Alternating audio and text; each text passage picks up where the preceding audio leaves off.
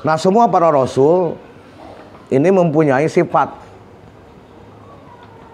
Sifatnya ada sifat yang ijmali, ada sifat yang tafsili. Sifat yang ijmali secara globalnya sifat rasul itu adalah at-thariqatul mahmudah. Perjalanannya yang terpuji. Jadi kehidupan para rasul itu semuanya itu thariqahnya al-mahmudah. Itu secara ijmalinya. Adapun sifat rinciannya itu 4. 1 sidik, 2 amanah, 3 tabligh, 4 patonah. Ini secara rinci para ulama memahami 4 globalnya ini.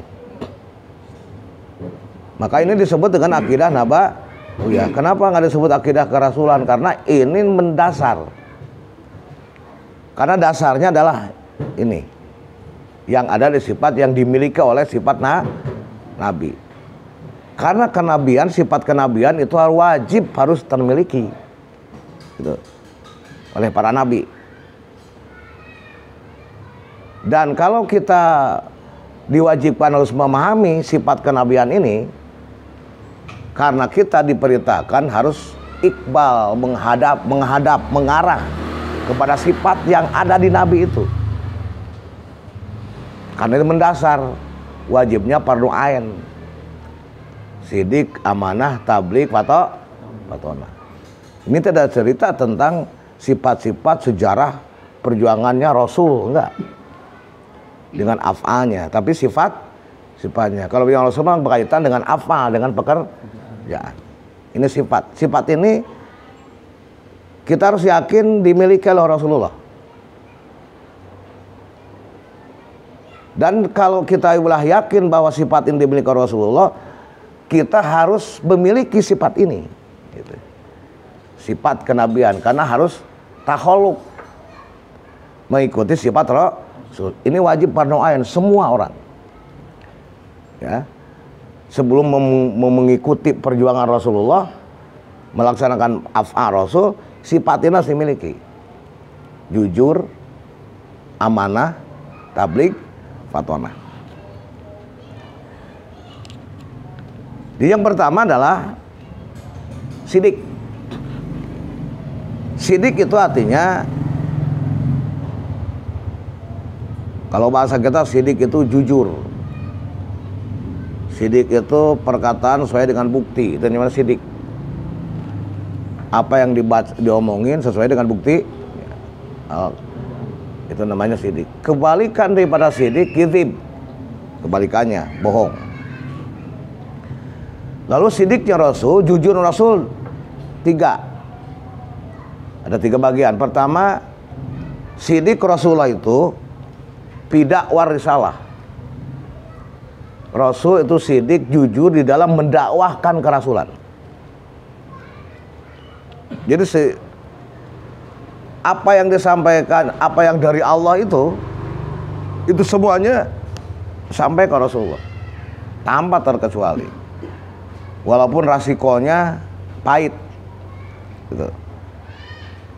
Walaupun resikonya bermasalah, di dalam mendakwahkan itu sidik, semua disampaikan.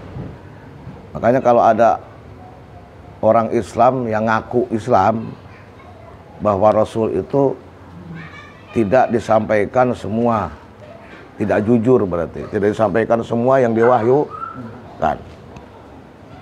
Ini ada sebagian orang Syiah yang begitu.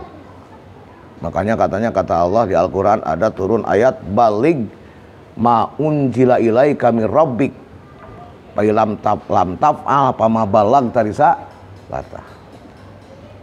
Wahai Rasul, sampaikanlah apa yang diturunkan oleh Allah. Kalau seandainya kamu tidak melakukan, maka sama dengan kamu tidak menyampaikan risalah itu. Ini tidak ada yang tidak disampaikan, yaitu tentang Ali bin Abi Thalib. Itu menurut Syiah. Sebenarnya ini enggak. Ahli sunnah wal jamaah kagak itu, kan itu mah menurut pandangan orang. Ya kata orang Syiah mah, jadi Rasul itu tidak jujur. tidak semua disampaikan. Di semua, di dalam dakwah risalah. Maka kata Rasulullah, Rasul itu sidik, kita pun juga harus sidik dalam dakwah risalah.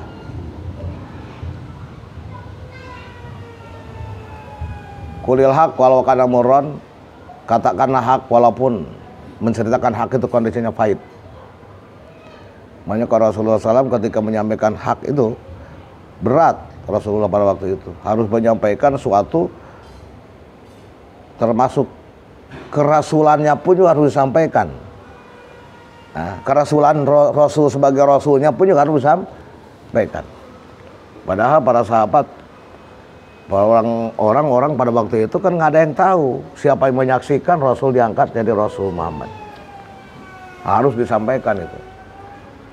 Sehingga di Al-Quran Allah jelaskan, Kul ya ayyuhar rasul ini rasul jami'an. Wahai Rasul, sampaikanlah kepada manusia itu, ya ayyuhan nas, ini Rasulullahi ilaikum jami'an.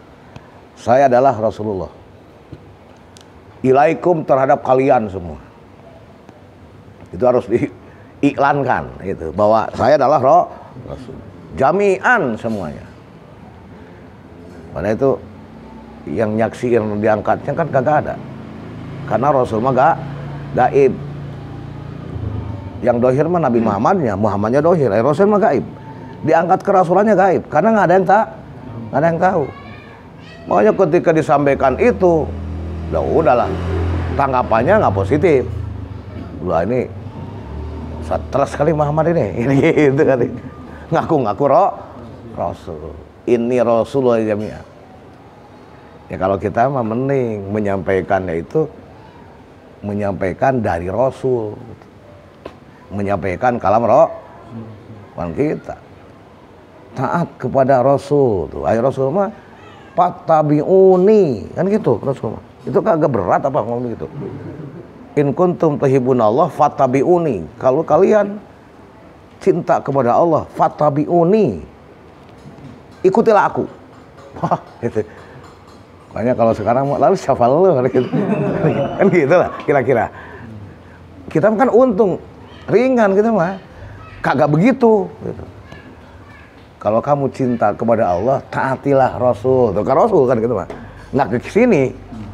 Walau ke sini sarua apa kan gitu. Jadi dalam hal ini, di dalam dakwah kita sebenarnya dibanding Rasul nggak begitu berat dibanding Rasul, beratan Rasul daripada kita. Dalam menyampaikan kerasulannya itu berat. Maka Rasul disebut orang gila. Yang apa yang disampaikan oleh Rasul itu pun juga itu bertentangan dengan apa yang dilakukan, yang dipakai, yang ditegakkan, yang disikapi oleh oleh orang-orang Mekah waktu itu. Bertentangan. Nah ini Rasul sidik di situ. Yang kedua, wasidku fil ahkam. Rasul pun juga sidik di dalam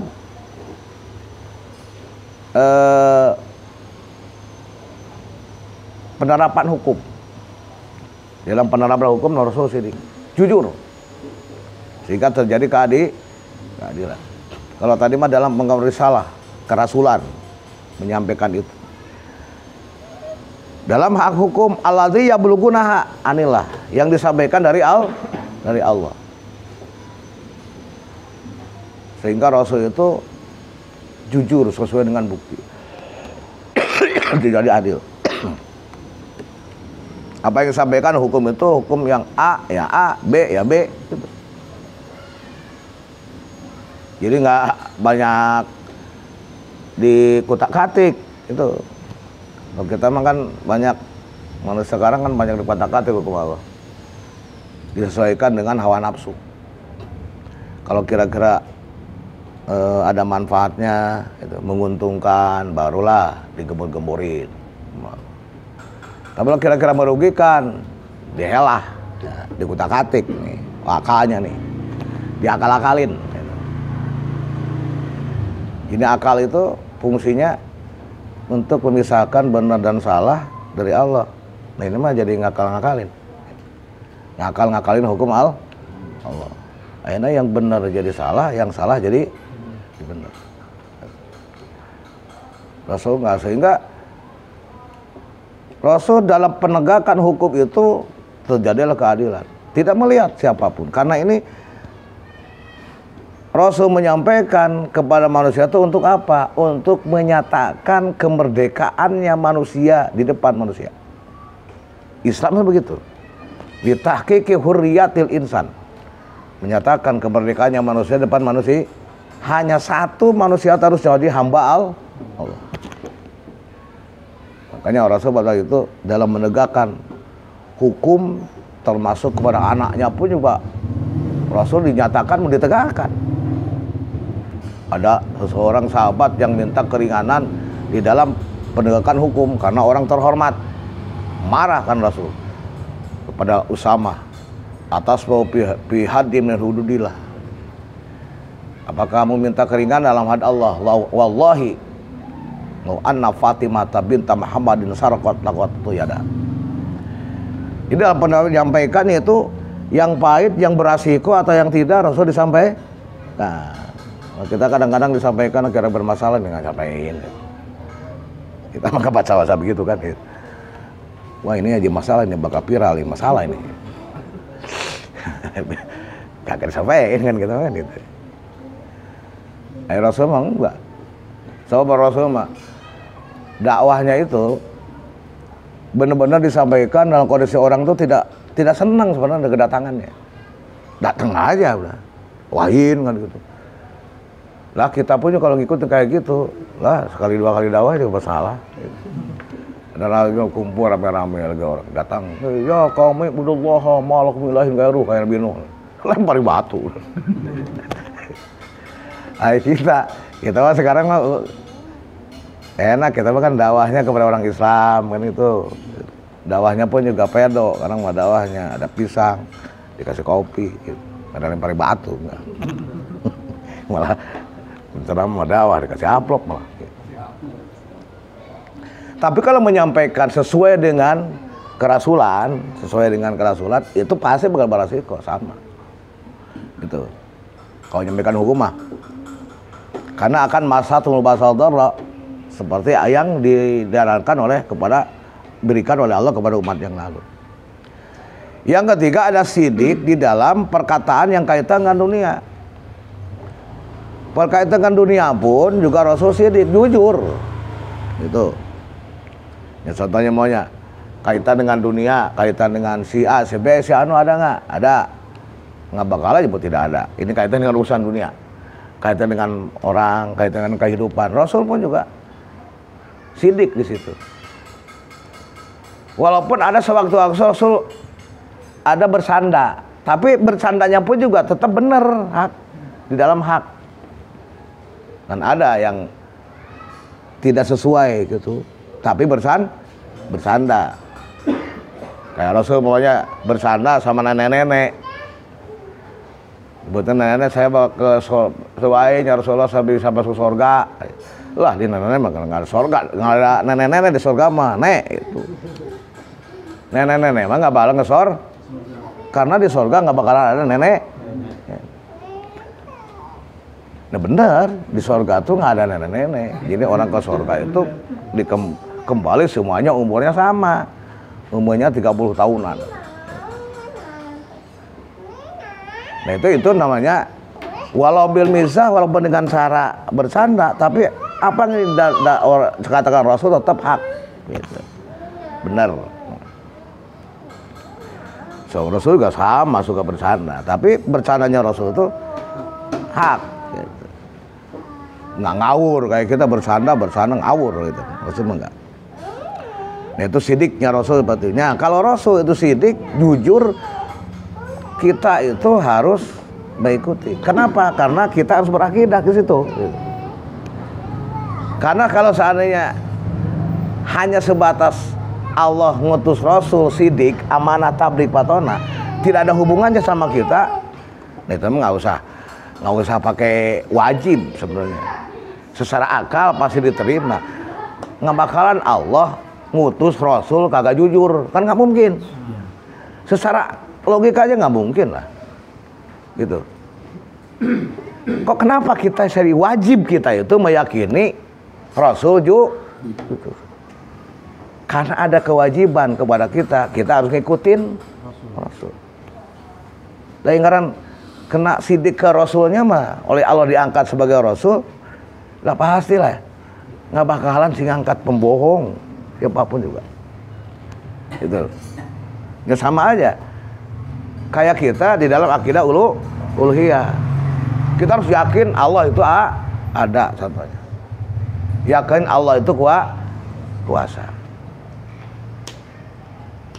Artinya kalau dalam buktinya kepada Allahnya, hak Allahnya, jadi tambah dengan adanya alam ini pun juga udah jelas Allah ada.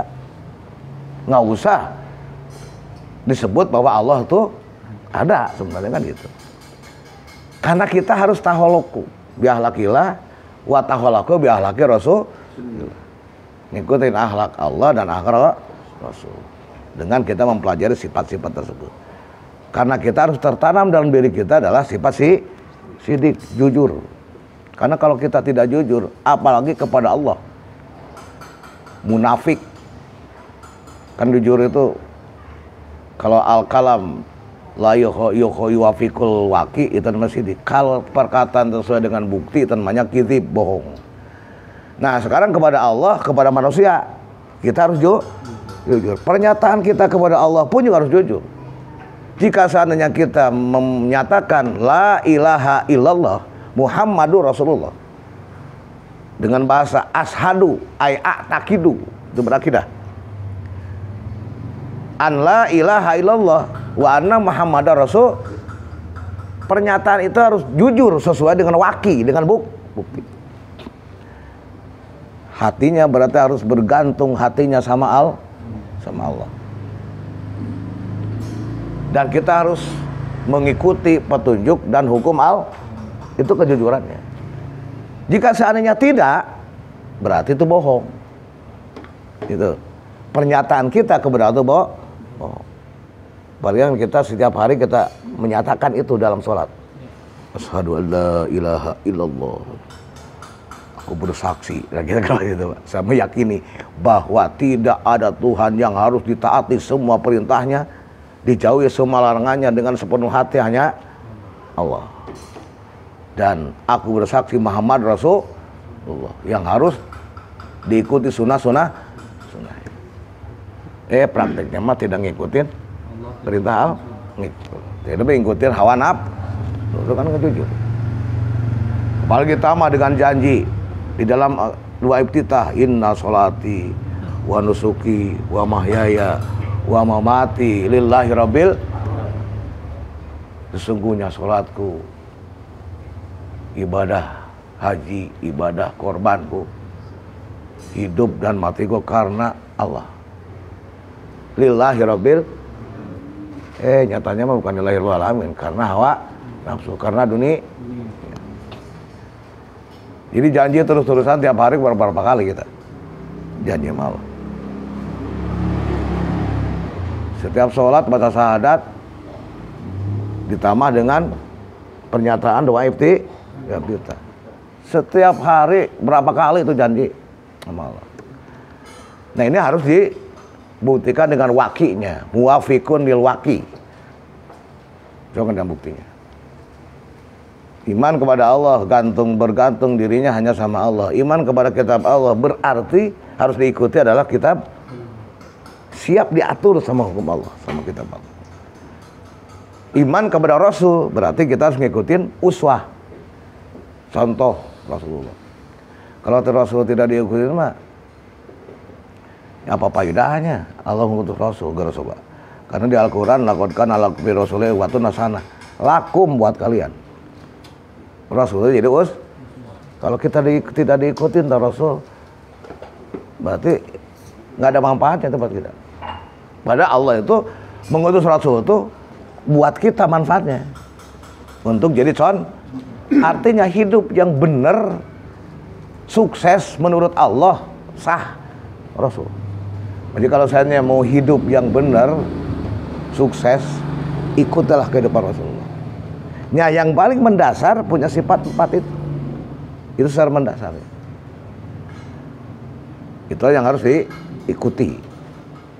Kalau contohnya satu, nggak bakal, pasti manusia bersatu. Ini kalau dasarnya itu satu, semuanya diikutin. Ini pasti manusia bersatu. Karena dasarnya ini beda-beda. Ada yang sirik, ada yang kagak. Jadi akhirnya nggak bersatu. Kayak contoh banyak kalau satu perumahan aja. Kalau perumahannya semuanya ngikutin contoh, dohiron wabatinan, dalamnya, ukurannya, luarnya, semua ngikutin. Walaupun jutaan pasti sama. Nggak bakal beda-beda. Karena tidak ngikutin selera. Tapi kalau seandainya ada ngikutin selera, lah kagak resep nih luarnya, ganti dah. Gitu. Dalamnya ngikutin, suaranya kagak. Atau kebalikannya, ngikutin seleranya, terjadilah itu rumah berbeda. Nah sama, ngikutin Rasul pun juga harus benar-benar kafah. Semua, fi aqwalihi wa ahwalihi wa afalihi. Kalau semua gitu Rasul, pasti umat Islam itu pasti bersatu. Nggak bakal enggak. Gitu. Karena nasu ummatau wahidah. Manusia itu adalah umat yang satu. Karena umat yang satu, fa ba'asallahu mubasyiran wa mundhirin. Lalu Allah mengutus para nabi, para rasul. Wa anzala ma'ahumul kitab. Lalu Allah menurunkan kitab beserta rasul itu dibarengkan dengan turunnya kitab. Fungsinya apa? Liyahkum bainahum fi ma ikhtalafu fi. Kitab itu supaya menjadi ketetapan hukum, keputusan di mana terjadi perselisihan di antara mereka. Menjadi keputusan adalah kitab Allah. Nanti Rasul itu langsung oleh Allah diangkat untuk menyampaikan itu, menyampaikan risalah, menyampaikan hukum Allah. Sekaligus Rasul itu dan Nabi memberikan contoh. Hanya di Al-Quran Rasul itu dan Nabi, para Rasul itu ada yang jadi contoh, ada yang jadi ibro. Kebanyakan jadi ibro. Yang jadi contoh yang mutlak Rasulullah. Di Al-Quran jadi contoh uswah 2. 1 Ibrahim. Yang kedua Muhammad Rasulullah. Hanya kalau Nabi Muhammad mah mutlak, fi Rasulillahi uswatun hasanah. Laqad kana lakum fi Rasulillahi uswatun hasanah, mutlak. Dalam hal apapun. Semuanya harus ngikutin Tapi kalau yang nama Ibrahim mah enggak semua uswahnya. Laqad kana lakum fi Ibrahim uswatun hasanatun idz qala liqaumihi inna kunna bura'a minkum wa mimma tad'una min dunillah. Yang jadi uswahnya itu hanya di dalam kefurqanannya. Tauhidan, kefurqanan. Idz qala, idz itu harfu taksis, khusus di situ. Laqad kana lakum fi Rasulillahi fi Ibrahim uswatun hasanah. Sungguh telah ada uswah di Ibrahim. Idz qala, ketika Ibrahim menyatakan liqaumihi, kepada kaum, inna bura'a minkum wa mimma tad'una min dunillah. Saya melepaskan diri dari Tuhan yang kamu sembah. Total melepaskan diri. Nah, di dalam urusan keyakinan uluhiyah nih, disitulah kita jadi uswah Ibrahim harus bura'a. Kaitan dengan agama, kaitan dengan hukum, kaitan dengan aturan. Itu harus bura'a minkum. Wa mimma tad'una min dunillah. Seperti hanya Ibrahim. Nah, itu adalah urusan keyakinan. Prakteknya, kehidupannya kita harus ngikutin uswah Rasulullah. Semuanya ada di Rasul. Selain daripada dua itu, semuanya ibroh. Laqad kanat lakum fi Rasulil, laqad kanat fi qasasihim ibratun li ulil albab. Sungguh telah terbukti kisah-kisah para nabi itu. Ini ada jadi ibroh. Ibroh itu artinya pelajaran. Kalau yang namanya pelajaran itu ada dua. Pelajaran mah bisa positif, bisa negatif. Makanya ini kalau seharusnya oleh Allah dibuat ada pelajaran sejarah yang lalu, ada yang negatif. Itu buat ibroh, jangan diikutin. Gitu. Kita nggak boleh menilai, karena itu buat pelajaran. Baik malaikat, ada malaikat yang maksiat temannya, kan? Ada para nabi yang oleh Allah tidak ngikutin apanya oleh Allah ditegur, kan itu. Itu ada ibroh buat kita. Itu positif dan negatif. Kayak Nabi Adam contohnya. Kan Nabi Adam juga awalnya ibrohnya negatif. Buat kita ibroh. Tapi jangan dia jadi uswah. Seperti Nabi Adam contohnya. Tidak boleh mendekati pohon ini di surga. Jangan gini, Nabi Adam ternyata melanggar itu. Jangan begini lah, kalau kita maksiat nih, jangankan kita itu bukan nabi, Nabi Adam aja nabi maksiat. Bukan itu tujuannya. Ibroh itu bukan itu maksudnya. Makanya sejarah itu harus paham mana sejarah yang dibuat oleh Allah itu ibroh bagi kita untuk apa, arahnya kemana. Makanya dikhawatirkan salah pengertian oleh Allah dijelaskan di Al-Quran. Ya bani Adama la yaftinakumus syaitonu kama akhraja abawaikum minal jannah. Wahai anak Adam, janganlah kalian, hati-hatilah, jangan kalian tergoda, terfitnah dengan setan seperti hanya setan bisa mengeluarkan bapakmu dari surga. Artinya menceritakan tentang kemampuan godaan setan. Hati-hati. Isinya kita harus benar-benar tawakal sama Allah, bergantung sama Allah. Hanya satu-satunya yang bisa menjaga dari pengaruh setan, Allah. Lihat tuh, Adam aja dari sorga oleh setan bisa dikeluarkan. Ini dari sorga. Apalagi kamu yang belum ke sorga. Kita di luar sorga. Adam aja dari sorga bisa keluarin, apalagi kalian yang belum masuk surga. Makanya kita berlindung dari setan itu langsung kepada Allah. A'udzubillahi minasyaitonir, bergantung kepada Allah. Jadi bergantung kepada Allah itu satu uluhiyahnya, dua rububiyahnya, mulkiyahnya itu bergantung sama Allah semuanya. Karena setan itu pengaruhnya sangat dahsyat sekali. Kemampuan itu setan. Nah itu ibroh. Makanya Ibrahim itu sejarah dari mulai Nabi Adam sampai Ibrahim, sampai Nuh. Di Nuh juga ada yang positif, ada yang negatif. Seperti contohnya kayak Nabi yang oleh Allah, Muhammad tidak boleh diikutin. Kayak contoh Nabi Yunus, wala takun kasaibil hud. Itu memang Allah sengaja dibuat sejarah seperti itu. Bukan berarti para Nabi tidak dimaksum. Ya, memang sengaja oleh Allah digituin. Dibuat seperti itu.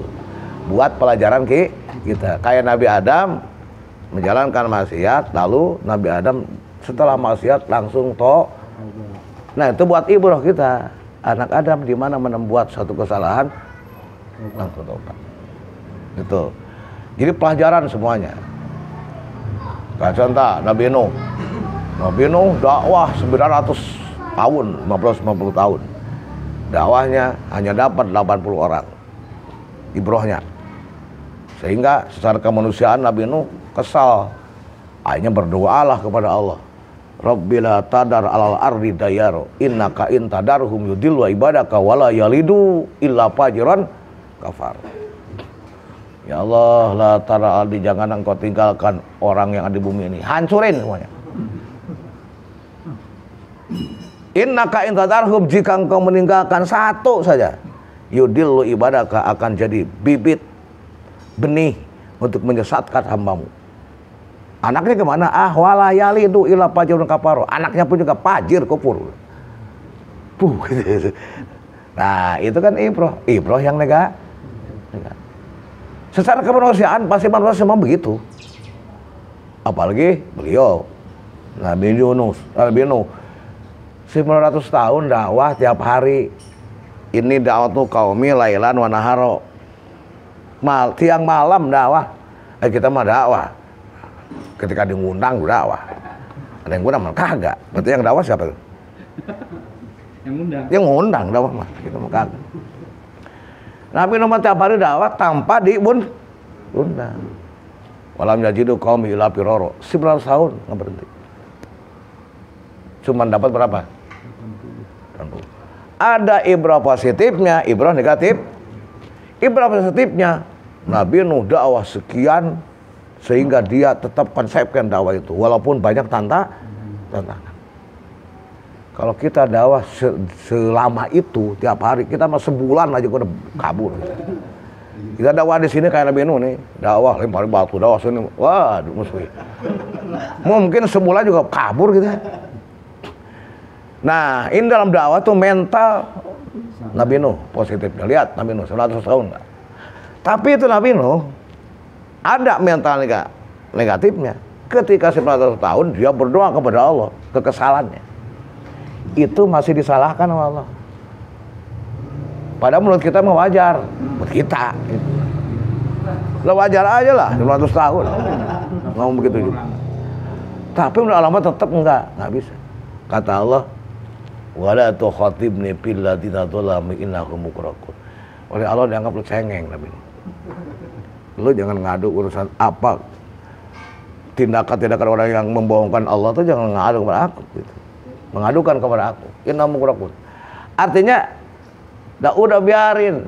Itu urusan aku, jangan urusan di kamu, jangan pikirin. Kalau bahasa kita mah cengeng gitu. Kalau bahasa kita. Nah itu Nabi seperti itu. Artinya pelajaran. Ada pelajaran positif, ada pelajaran negatif. Makanya Nabi Muhammad ketika dakwah dia lempari batu nggak ngikutin doa Nabi Nuh. Doanya yang baik. Allahumma hdi qaumi fa innahum la ya'lamun. Padahal Nabi Muhammad itu ditawarin sama malaikat penjaga Uhud. Nabi Muhammad coba doalah kepada Allah. Orang yang namanya kekasih Allah dia lempari batu sampai anak kecil juga ikut-ikutan lempari batu sampai berdarah-darah. Apa gua kesel gitu malaikat. Tapi kan malaikat nggak punya wewenang untuk bertindak, malaikat mah. Karena malaikat mah petugas. Beda dengan manusia. Akhirnya suruh berdoa kepada Allah supaya Allah memberikan pertolongan. Nah kalau Allah sudah nyuruh mantap gunung Uhud buat timpain dong gunung Uhud. Tapi Nabi Muhammad kagak. Allahumma hdi qaumi fa innahum la ya'lamun. Coba kalau kita mah, oke lah siap. Kita nih. Nabi Yunus contohnya kan itu yang dekat. Termasuk sejarah para sahabat. Ini sejarah para sahabat. Allah dibuat ada sejarah para sahabat khulafaur rasyidin yang negatif. Itu buat pelajaran. Makanya dalam ijma para ulama tidak boleh kita menggali secara mendalam terhadap perpecahan dengan para sahabat khulafaur rasyidin. Karena kita nanti akan terjadi mengkafirkan dan sebagian menganggap iman sebagian. Menyalahkan karena itu merupakan ibrah itu. Karena yang namanya sahabat Rasul khulafaur rasyidin udah disahkan sunnahnya sama Rasulullah. Alaikum bisunnati wa sunnata khulafair rasyidin. Karena sekarang ini pokoknya ditegakkan khalifahan itu ini akan terjadi banyak pertentangan dan pertumpahan darah seperti hanya terjadi pada masa dulu. Nah, artinya itu sebenarnya itu ibrah seperti itu jangan sampai terjadi begitu. Bisa kebaca apa terjadi seperti itu, apa sebabnya. Buat ibrah kita, mana yang positif, mana yang negatif. Ya kayak Nabi, para malaikat ada contohnya. Malaikat ketika manusia diangkat menjadi khalifah, malaikat yang protes. Kenapa mereka protes gitu? Sengaja oleh Allah yang menyebutkan kan protes. Sengaja oleh Allah dibuat seperti itu buat ibrah kita. Wa id qala rabbuka lil malaikati inni ja'ilun fil ardi khalifah. Malaikat protes. Ataj anu fiha may yufsidu fiha wa yasfiku dima. Wa nahnu nuhabbiku bihamdika wa nuqad. Padahal malaikat itu layak sunnah Allah. Dasarnya malaikat itu tidak pernah maksiat kepada Allah. Apa yang kata Allah tuh oke. Gitu. Tunduk malaikat enggak. Lebah itu kenapa oleh Allah disebutkan bahwa malaikat itu protes sama Allah? Seolah-olah kagak setuju. Enggak setuju. diangkatnya manusia menjadi khalifah. Sehingga dia itu dirinya seakan-akan mencalonkan diri bahwa yang berhak jadi khalifah itu dia. Wa nahnu nusabbihu bihamdihi wa nuqad. Karena buat ibrah, pelajaran buat kita. Malaikat seperti itu udah sul adab kepada Allah. Oleh Allah dikasih siksaan, dites oleh Allah itu. Disalahkan, padahal malaikat cuma segitu doang. Ketika oleh Allah qala inni a'lamu ma la ta'lamun, udah diam. Udah kagak lagi kan. Itu pun juga udah dijadikan suatu kesalahan besar. Akhirnya dites dua. Ilmunya dites, praktiknya pun juga dites. Akhirnya pengetesan itu tetap aja disiksa oleh Allah seperti hanya Harut Marut. Itu pelajaran. Jadi jangan dianggap bahwa malaikat tuh, nah itu malaikat tuh layak sunah Allah, maksiat tuh malaikat kan itu. Dibuat seperti itu karena buat pelajaran kita. Mana kata malaikat, innama nahnu fitnatun fala takfur. Jadi sejarah yang Allah ciptakan dari dulu mulai terjadinya alam, para nabi, para rasul, di mana-mana yang negatif itu tidak punya hak kita harus menilai itu. Ya. Karena itu pelajaran buat kita. Menilai yang positifnya supaya kita tahu positifnya, tahu negatifnya dari Allah. Jangan menganggap begini lah, katanya para nabi dimaksum, nyatanya kan begitu. Semua nabi kan dimaksum, justru dimaksumnya itu, di situ dimaksum. Maksumnya itu. Kenapa? Karena memang oleh Allah dibuat sengaja dengan afal Allah langsung. Makanya ada, karena nabi mah diangkatnya langsung Rasulullah Allah, maka sikapnya pun juga langsung diawasi oleh Allah. Kita mah karena ngikutin itu pelajarannya, kita mah dikasih pilihan akal kita yang memilih gitu. Makanya akal kita yang memilih. Nah itulah jadi pelajaran ibrah gitu. Nah di mana terjadi satu kesalahan, maka buru-buru kita taubat. Itu sidik. Maka kita harus benar-benar sidik itu di dalam hal apapun juga harus jujur. Itu namanya takholuknya. Yang kedua, amanah. Arti amanah itu apa? Amanah itu artinya kepercayaan. Terpercaya. Rasul itu bawa amanah. Di samping jujur pun juga Rasul amanah, terpercaya. Amanah dalam apa? Amanah di dalam amanah dari Allah Subhanahu, diamanahkan oleh Allah Subhanahu wa taala. Artinya ada muhianatihim yang dimaksud di sini. Tidak hianatnya Rasul bi fi'li muharramin aw makruh.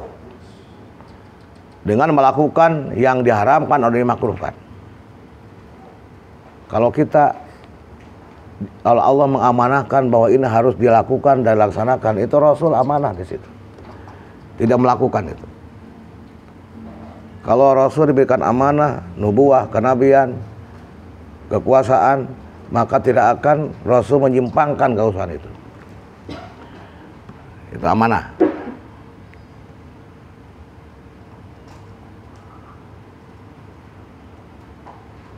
Atau menurut sebagian mah ada yang menafsirkan amanahnya Rasul itu dengan kasifatannya Rasul itu dengan penjagaan dari Allah Subhanahu wa taala, zahirnya, batinnya,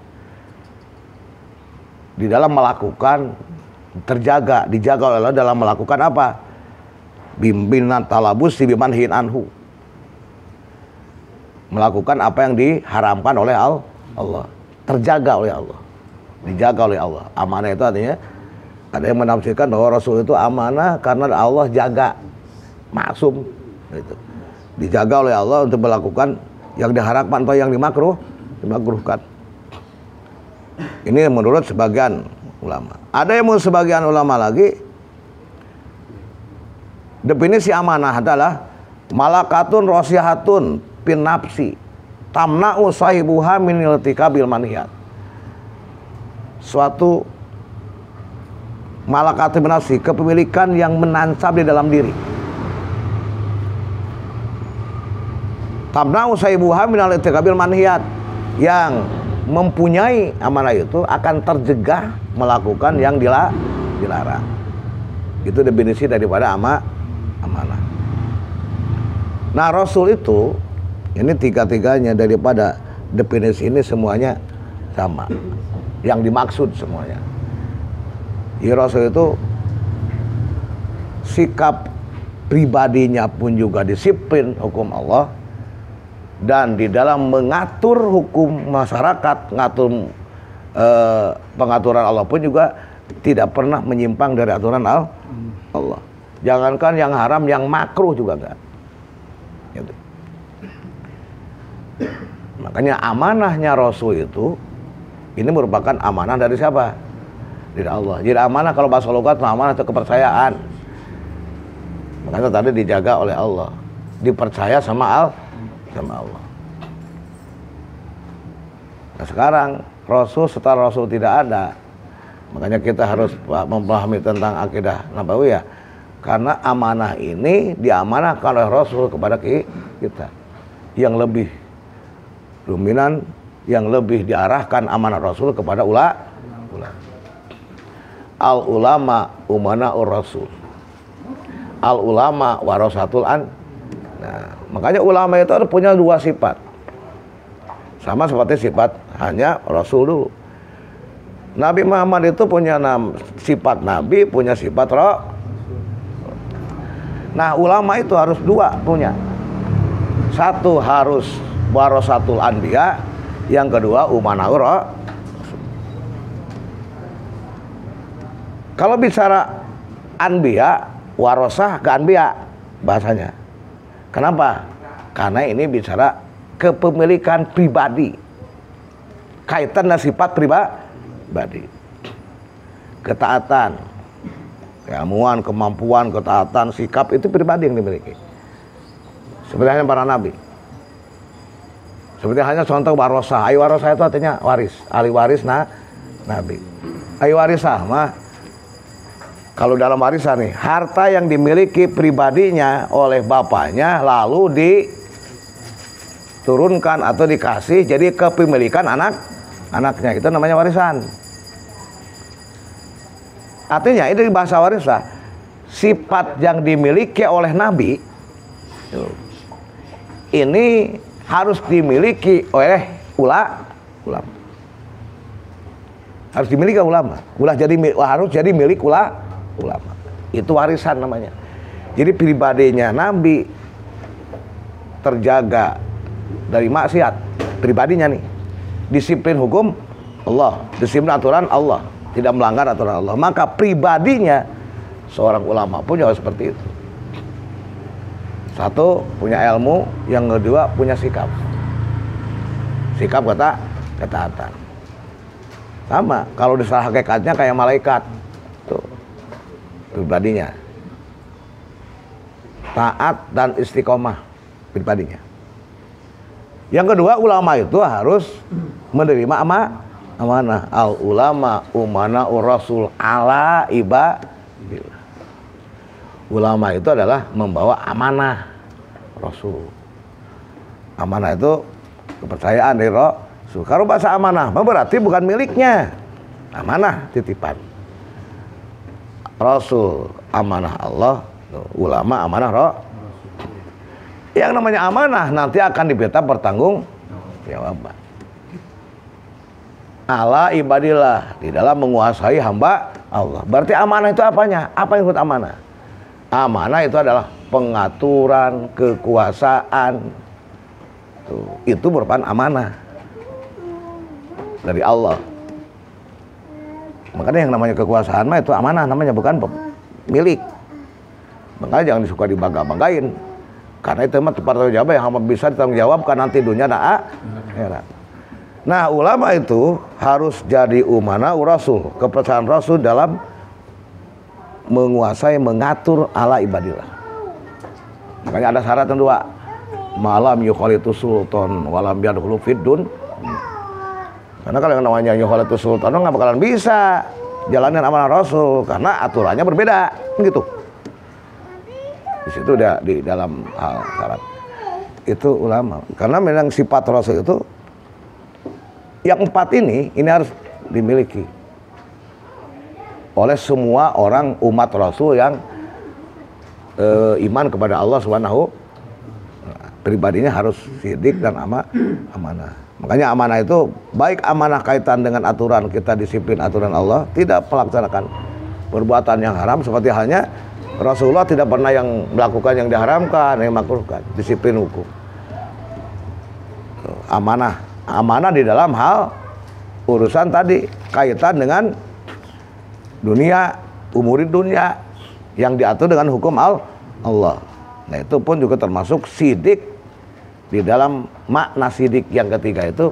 Ini adalah amanah namanya. Itu yang kedua. Yang ketiga, terus kebalikannya pada amanah adalah khianat. Kebalikannya. Jadi kita kalau tidak ada amanah berarti khianat. Nggak boleh itu, Rasul nggak mungkin tuh ya.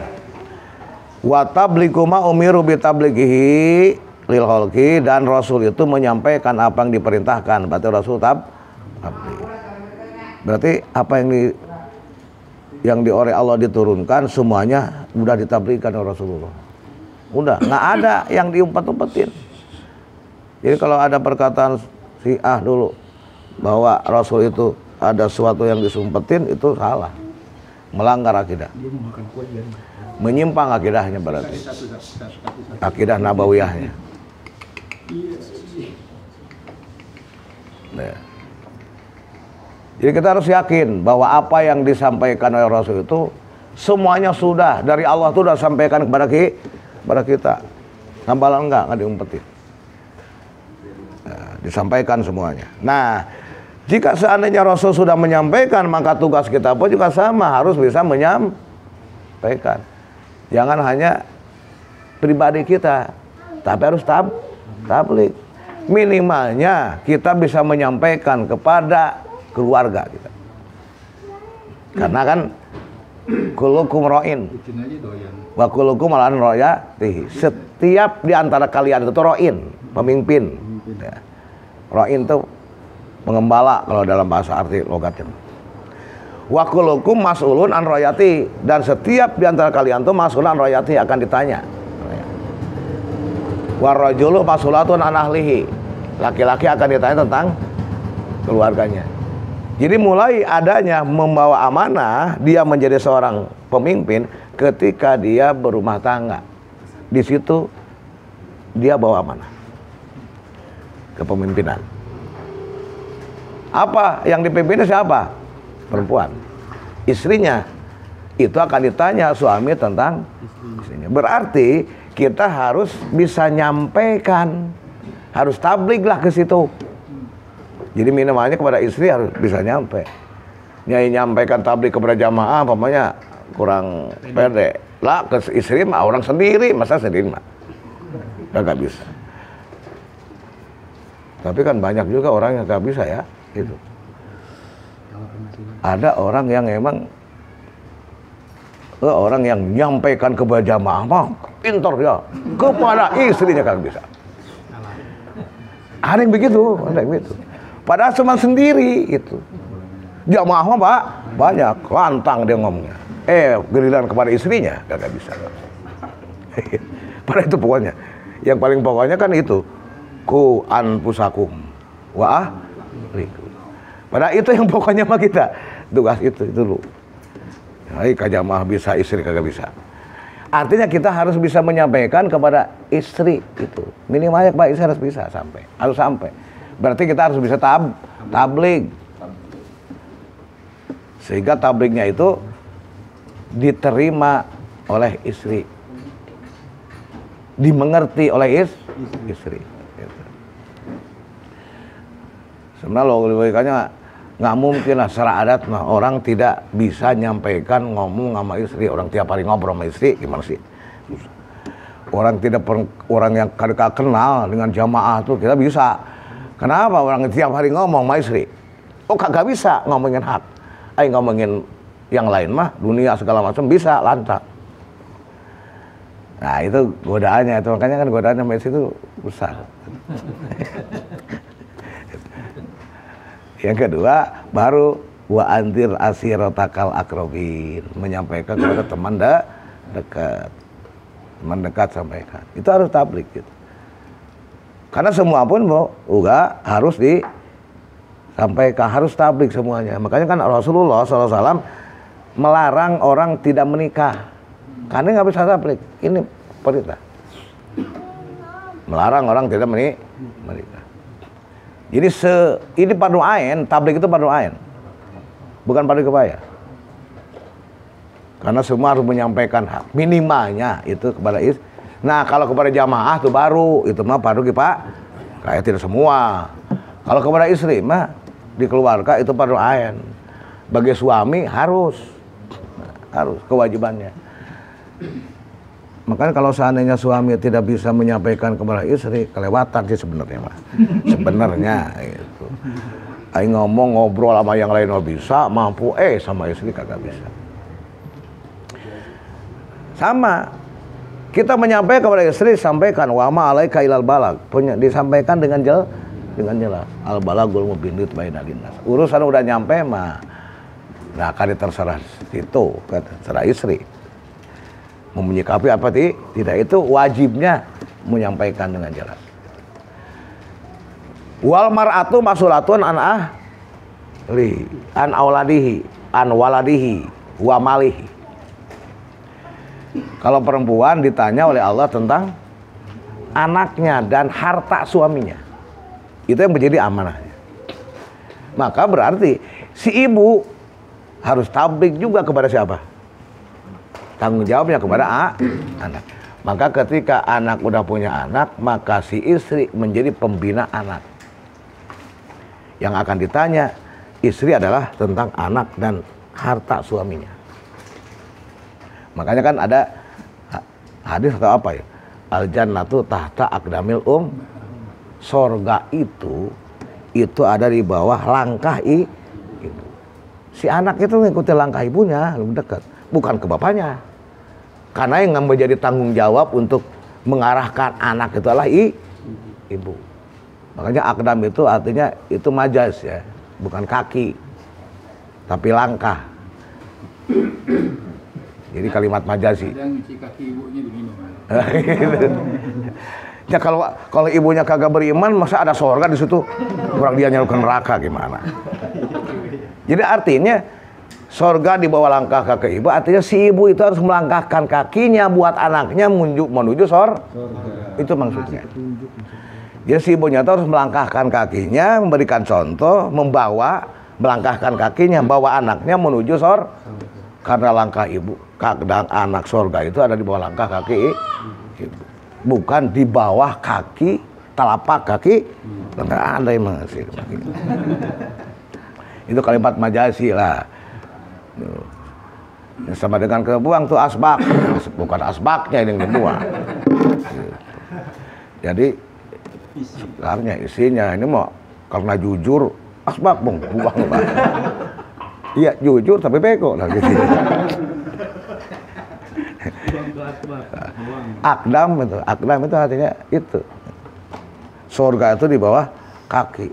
Padahal dicari malah ada sih sebenarnya. Jadinya langkah ibu. Jadi di dalam hal itu yang lebih dituntut sebenarnya ibunya harus betul-betul melangkahkan ke surga ibunya. Anaknya gitu. Nah, ini mah nyuruh anaknya doang, ibunya kagak. Gua mau udah ada surga, kaki gua surga. Walaupun kagak sholat juga. Gitu. Nah, gimana ceritanya begitu? Salah. Nah itu semuanya berarti ini fardu ain tablik. Tablik fardu ain, baik laki-laki perempuan. Ini tablik secara prinsip seperti itu. Adapun di dalam penegakan hukum secara besarnya itu fardu kifayah kepemimpinan ininya mah. Terus pada bawah jamaah mah itu. Ternyata kewajiban para ulama. Baru ulama. Allah ibadillah kalau membawahi hamba Allah itu ulama amanahnya. Gitu. Kalau yang namanya menyampaikan aturan Allah mah itu semuanya fardu ain. Wallahu a'lam.